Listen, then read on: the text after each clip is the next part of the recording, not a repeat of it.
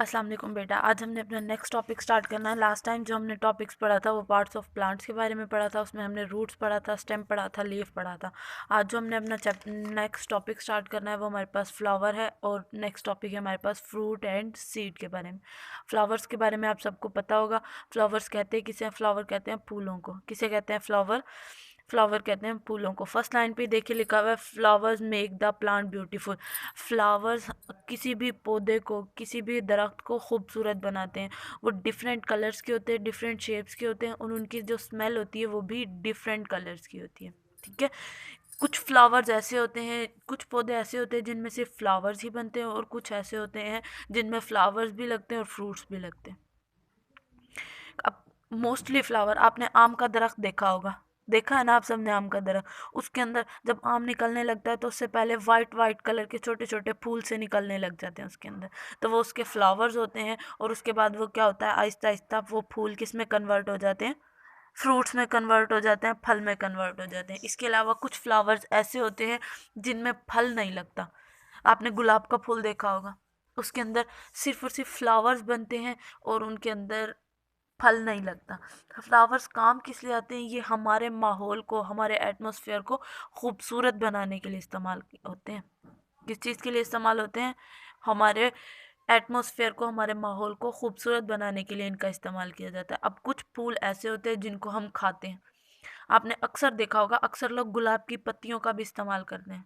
Flower है ना, उसका भी अक्सर लोग खाने के लिए इस्तेमाल करते हैं। सूरजमुखी का देखा होगा आपने, वो भी एक बड़ा फूल होता है लेकिन उसके अंदर बीज होते हैं, उसको भी लोग खाने के लिए इस्तेमाल करते हैं। इसके अलावा आपने गोभी देखी होगी, देखी है ना आप सबने गोभी। वो भी क्या है? एक फूल की तरह होती है, लेकिन उसे क्या करते हैं सब लोग? खाने के लिए इस्तेमाल करते हैं। किस चीज़ के लिए इस्तेमाल करते हैं?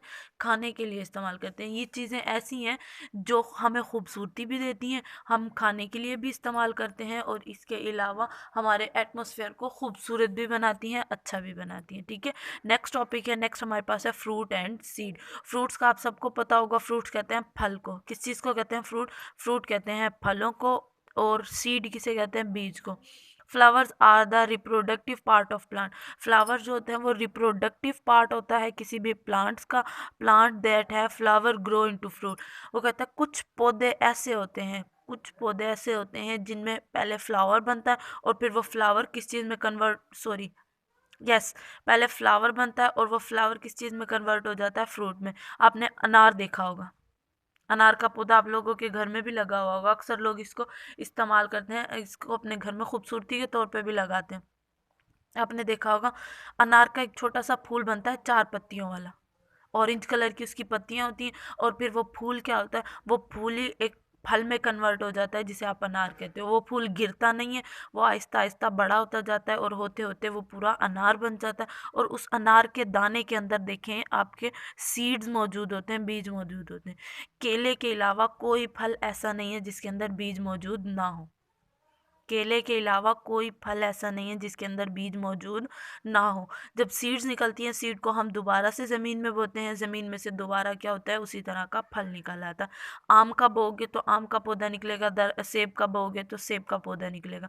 ऐसा नहीं होता आम की गुठली डालोगे तो सेब हो जाएगा, सेब के बीज डालोगे तो आम हो जाएगा।